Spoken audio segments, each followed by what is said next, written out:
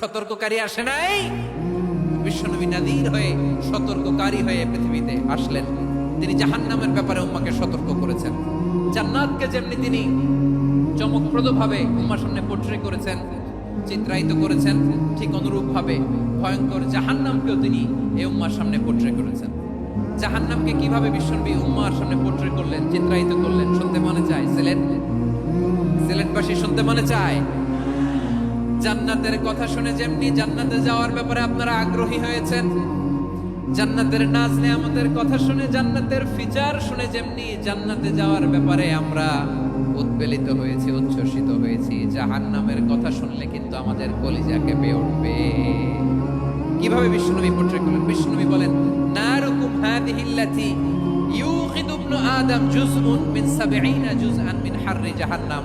ও আমার উম্মতেরা, তোমরা যে রান্নাঘরে যে আগুন দিয়ে রান্না করো, তোমরা কি ভেবেছো জাহান্নামের আগুন ওই রান্নাঘরের আগুনের মতো না? আপনারা কিচেনে যে রান্না করেন, রান্নাঘরের আগুন আর জাহান্নামের আগুন তো একই না?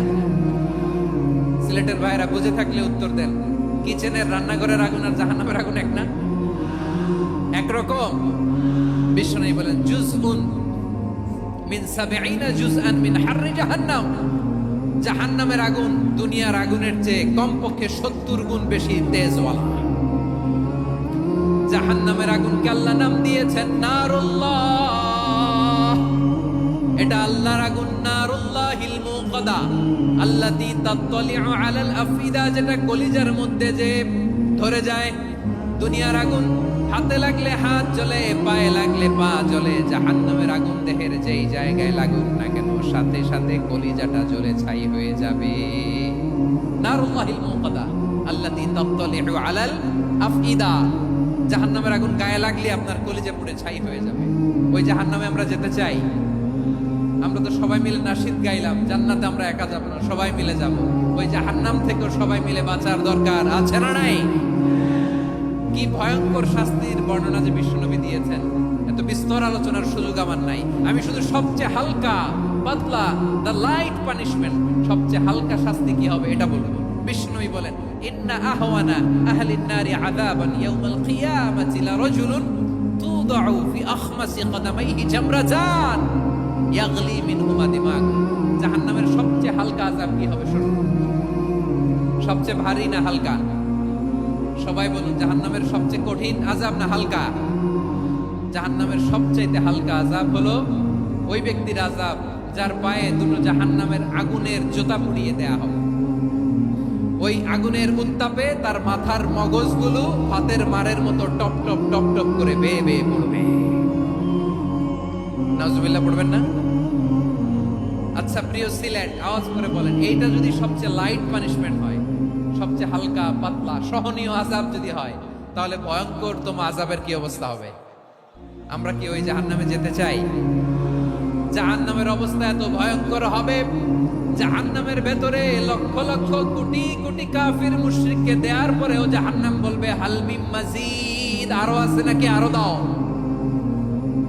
কোটি কোটি কাফেরের দল, মুশরিকের দল, সীমা লঙ্ঘনকারী দল, তাদেরকে যখন জাহান্নামে ফেলা হবে, বড় বড় পাথর খণ্ড জাহান্নামে ফেলা হবে, তারপরও জাহান্নাম বলবে, হাল মিন মাজিদ, আরো আছে নাকি, দাও, আরো দাও, আরো দাও। আমার ক্ষুধা নিবারণ হয় নাই। জাহান্নামে তো উত্তপ্ত হবে, জ্বলন্ত হবে, ভয়ঙ্কর হবে। জাহান্নামের এক অংশ আরেক অংশকে খেয়ে ফেলবে। আল্লাহু আকবার। ফেরেশতারাও টালমাটাল হয়ে যাবে। জাহান্নামের রক্ষী ফেরেশতারা কি করবে তারা নিজেরাও বুঝতে পারবে না।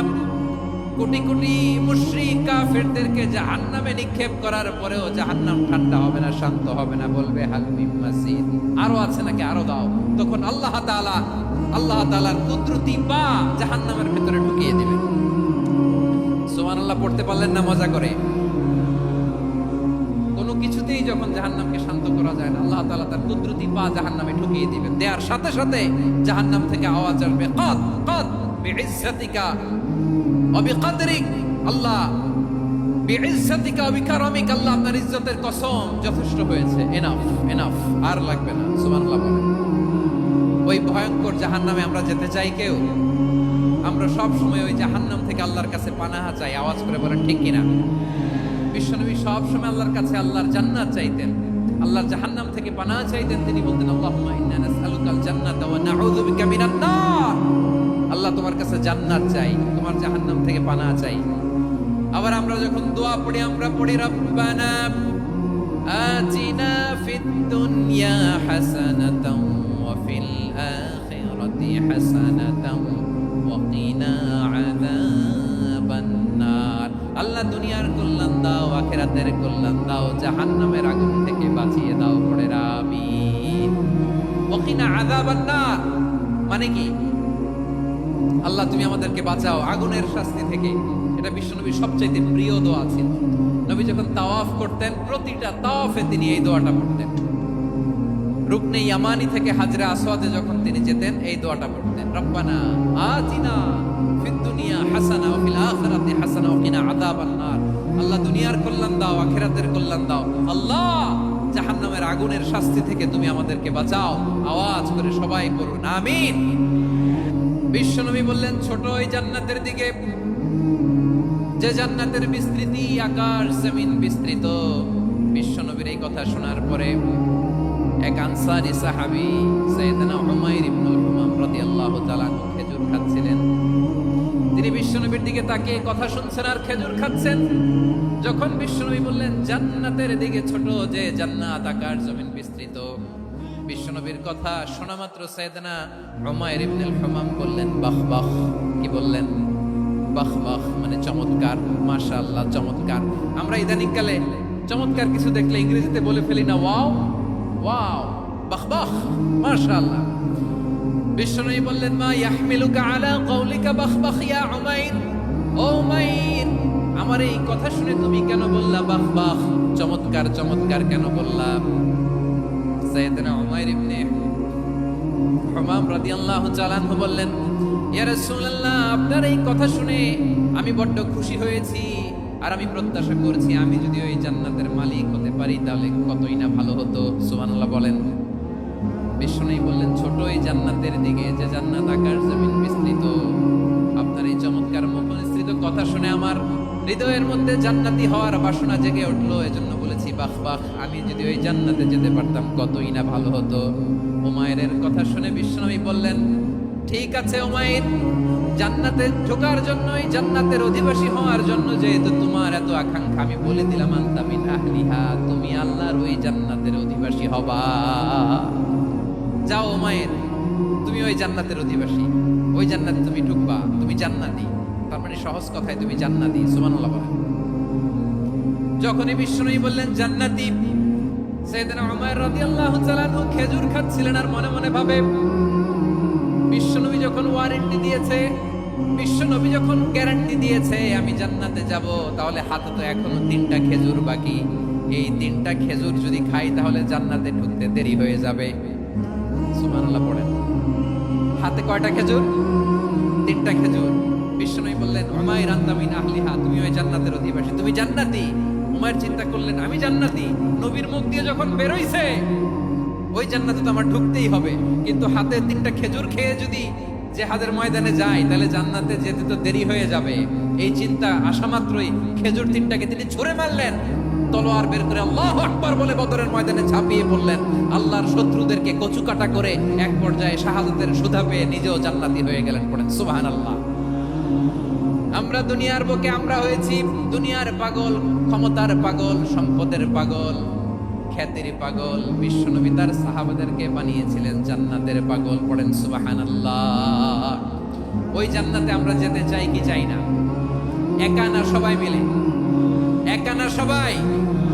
জান্নাতে একা আমি যাব না তো ভাই, তোমাকেও জান্নাতে দলে নিতে চাই। সবাই বলেন জান্নাতে একা আমি যাব না তো ভাই, তোমাকেও জান্নাতে দলে নিতে চাই। পড়েন আমিন।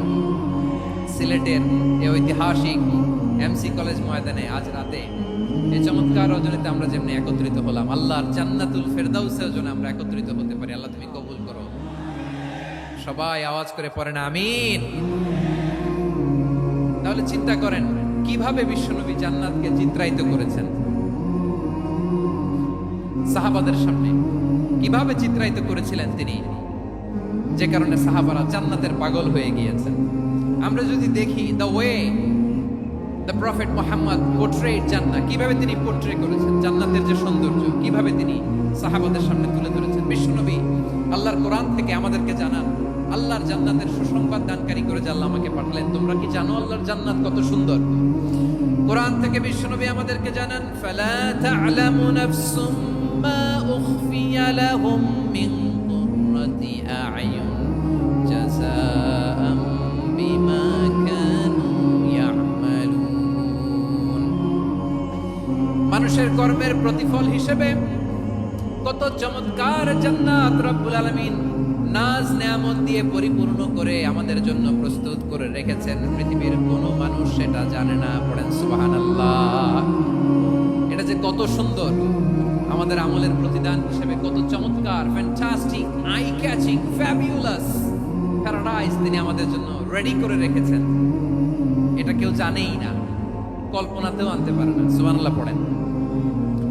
আবার হাদিসে কুদসিতে বিশ্বনবী ফরমান, রব্বুল আলামিন বলেন আ'দাতু লিইবাদিয়াস সালিহিন মা লা আইনুন রাআত ওয়ালা উযুনুন সামিআত ওয়ালা খাতারা আলা কলবি বাশার।